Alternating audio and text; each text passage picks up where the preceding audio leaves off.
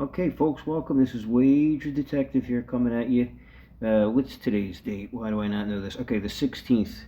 The 16th of December. It is 5:52 p.m. here from Atlantic City. Mild day, not as cold as it was yesterday. Click the like button, subscribe button. Follow Wager Detective on Twitter, YouTube, Instagram, and Facebook. We're going to get into this game, bowl season. Salute to the Veterans Bowl. Troy taking on Jacksonville State. Troy is the underdog here by 2.5, and the over-under is sitting at 48.5. If we look at what they've done this year, Troy's had a pretty good year, right? We take a look at the schedule here and take a look at their game logs and see what they've done. Pretty good team. Played a pretty tough schedule. Well, let's put it this way. We'll come to find out in this video that they've played a tougher schedule than Jacksonville State. Both good teams. I'm not taking anything away from either one.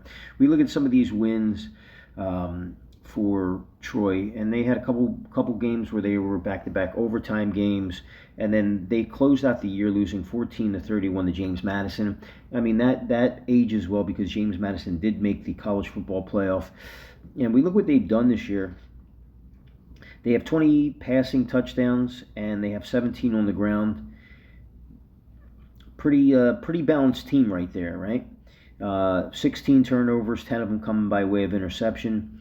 If we look at their rushing, they're rushing for 4.7 yards a rush on the ground. Or excuse me, 2.8 yards a rush on the ground, but still 17 rushing touchdowns. We look at passing, 6.9 ADOT for the quarterback, Kilcrease there. And then you look at this team, 10 for 15 on field goal attempts. We look at them. They're a pretty solid team. They started off the year, they lost at Clemson. And they... which isn't that bad, even though Clemson didn't have a good year. Then you lost against Memphis, another good team, and then they went on a nice little win streak. They won 5 in a row against teams in the Conference USA: Buffalo, South Alabama, Texas State, Louisiana Monroe, Louisiana. Louisiana was sneaky good this year. Not a bad team.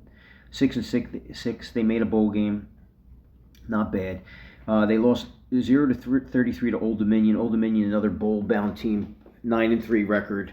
I talked about Colton Joseph too before. Kid's a good quarterback. They could very well be playing on Sundays in the future. Georgia State, then Southern Miss, and so their last 5 games they lost 2, and then they won 2, and then they finished the season by losing out. But a tough schedule in their losses. You lose to Clemson, Memphis, Arkansas State. Not the best team in the world. You lose Old Dominion, another good team. So and James Madison. So their losses are against some pretty good competition there. If we look at the stats for Troy, Tucker Kilcrease, 9 touchdowns, 4 interceptions. Nothing really to write home about there. They are plus 17 passing yards per game during the regular season, and then on the but as far as rushing, the teams rush on them. You know, teams have gotten in the end zone on them. I want to go back here for a second. I want to see in these game logs what teams did against them, because as we said, Troy has 20 passing touchdowns and 17 rushing, but against them they've given up 15 passing and 21. So they've been scored on a little bit more by the rush. But you look that 5-1 game against Texas State, where they won the game anyway, right? They went to overtime, they win by 7, and Texas State ran 5 rushing touchdowns against them.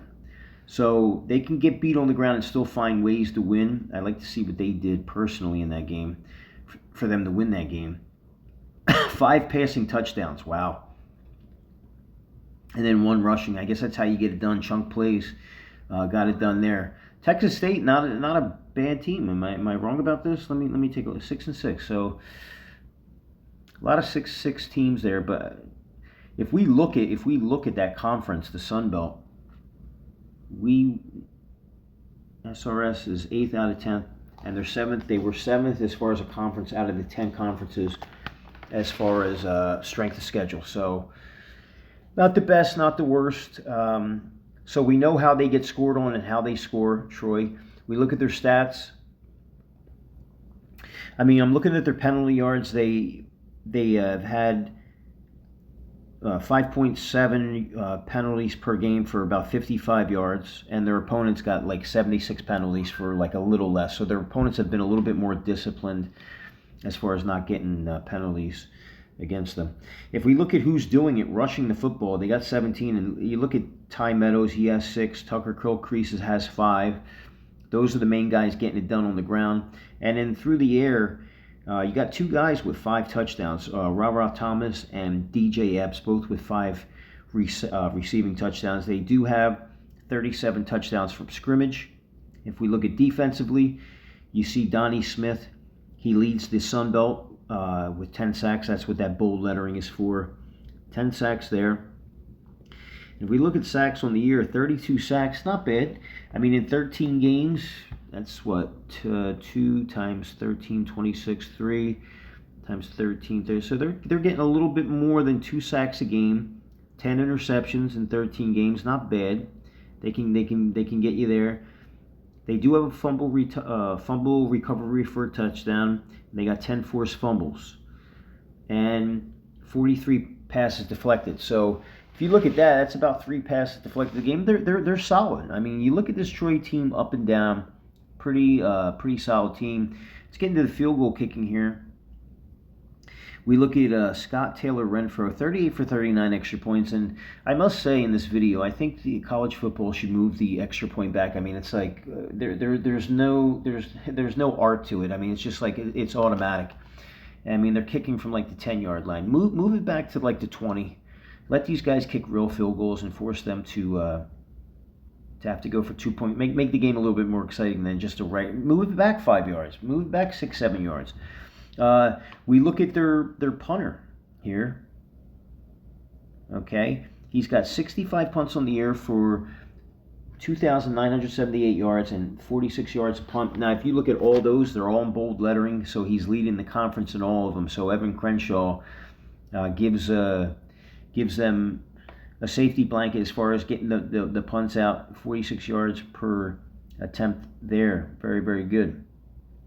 Now, if we look at, I do want to say, I want to get into this. This is the meat and potatoes of this cap right here as we're 8 minutes in. Troy, in their history, they're 14-8 against Conference USA teams. Average score, I didn't get the average score on that, but they are 14-8 against Conference USA all time. Here's a glaring stat. They're 3-1 in bowl games against Conference USA for Troy. You know, you got to dig for those facts, and this is what Wager Detective does. Troy is 6-3 in their last 9 bowl games. Okay, they are winning between their plus and their minus. They're winning by an average of 8.8 points per game, and the average score of those games is 59 points. So keep that in mind. So you could already see where Wager Detective is going with this. You know, I kind of got my mind made up already, but I still got to give out the pertinent facts here of this game. Let's look at Jacksonville State. They've only been around for 3 years. They're 1-1 in their bowl games. And they're having a fantastic season too. But if you look at them, they look at their SOS there. 132nd out of 136 in the nation. Haven't played the toughest schedule, and their SRS isn't really a standout. Minus 4.67 there. Okay? We look at them. Caden Krill's 8 touchdowns, 4 interceptions. He's their main quarterback.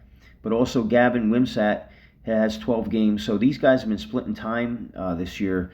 But it looks as though Creel has gotten the majority of the snaps. If we look at what these guys have done, Cam Cook, look at this. 295 attempts, 1,659 yards, leads the conference in both, and leads the Conference USA with touchdowns. 16 touchdowns on the ground. Now, again, You're playing one of the worst schedules in the nation.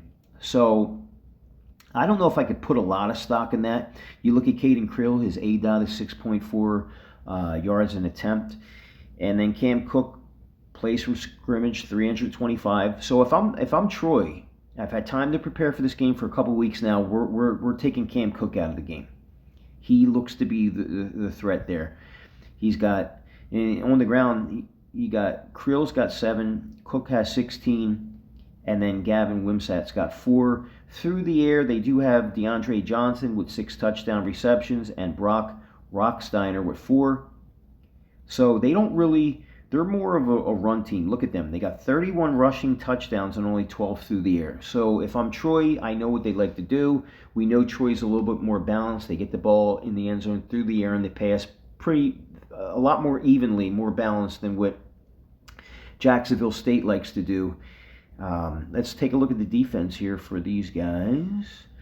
You got Caleb Nix. He leads the Conference USA with 191 yards off 4 interceptions. So they do have a guy back there in the defensive backfield. But again, I'm going back to the fact that you haven't had a tough schedule. Let's take a look at how many tackles for loss they have. 73 tackles for loss, 26 sacks, 10 fumble recoveries, and 13 forced fumbles. I got to take a look and see who they played. I mean, we haven't gotten to that yet. Let's take a look here. I got to take a little gander here. Let me see. No game logs. Look at their game logs here and see who they're playing. UCF, you go to the bounce house, you only lose by 7. That's pretty good. I'll give you that.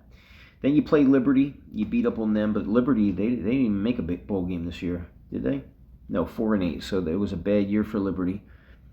Georgia Southern, Murray State, Southern Miss. You lost that game. You beat Sam Houston. They didn't make a bowl game, right? They make a bowl game 2-10. That was a 2-10 team you beat there. Okay.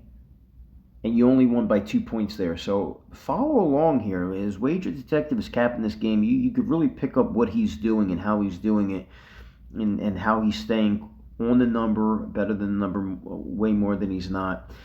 Kennesaw State, that was a good win. You did win there. I got to give you credit for that because Kennesaw State is a bowl team, 10-3. Let's take a look at how they did that. They in that game, they had 1 passing touchdown.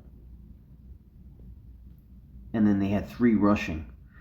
So they that's how they got it done. They have numerous games here where they've gotten 3 to 5 touchdowns. But again, the competition is just not, it's really not that great. I mean, you're not really playing the teams that we saw that Troy is playing, okay? Let's take a look here. Okay, so 13 turnovers on the year, mixed between fumble losses and interceptions. And then if you look at, they forced 22 turnovers on the year. You know, a bunch of stats. They forced 4 turnovers against Kennesaw State. So you see how they won that game. They won by 9, and their opponent turned over the ball 4 times. So you're supposed to do that, right? And Kennesaw State's a good team. I expect them to win their bowl game, and I'll be capping that one at some point. You did beat Western Kentucky, but they're every one of their games this year, they forced a turnover by their opponent. So it's pretty amazing. They have a knack for doing that. Okay, let's take a look here at. Okay, so we looked at the stats. We were looking. I mean, I'm not really gleaming anything here from this. But if I'm going to pick a side here, I know this is getting 15 minutes in. Jacksonville State against the Sun Belt. They are 4-4 all time. They haven't played a bowl game against a Conference USA team. This will be their first year. But again, Troy, 14-8 all time against Conference USA opponents, and they're 3-1 in bowl games. and those bowl games are 34 to 22 points per game. 136 to 89 point differential there. And if you look at Jacksonville State, they're 4-4. But even in their 4-4, they're minus 2 points per game average over those 8 games against their opponent. And Troy's getting 2.5 here. Now, I haven't looked into, I know there's a lot of games, these bowl games will have players are sitting out. I highly doubt that there's either one of these teams that have a guy that is going to be in the draft. I mean, you could look at the guy Cam Cook for Jacksonville State, but obviously he's playing because they're favored, and that is their go-to guy over there. I would imagine Troy has something up their sleeve to kind of limit him or stop him. If I'm looking at this game, you know, I'm going to go with Troy here. I'm going to go with Troy. I'm going to take the 2.5. I think they could win this game outright. Over under 48.5. I just don't see this game going under either. So my call here is going to be over 48.5. And let me make sure that's still the line. Yep, 48.5 at minus 110 both ways, and then Troy's getting 2.5 at plus 100. So they're shading Jacksonville at 2.5 minus 122. I'm not going to buy it. I'm not buying that. I mean, I'm looking at it. I did a nice little deep dive there. History, the strength of schedule, Troy versus Conference USA teams, Troy versus bowl games versus Conference USA. That's going to be my call here. Wager Detective, 16 minutes in here, is going to call Troy plus 2.5, Troy money line, and the over 48.5 against Jacksonville State in the Salute to Service Bowl, Salute to Veterans Bowl tonight. So thank you for tuning in. Don't forget to click the like button and subscribe. And this is Wager Detective signing off.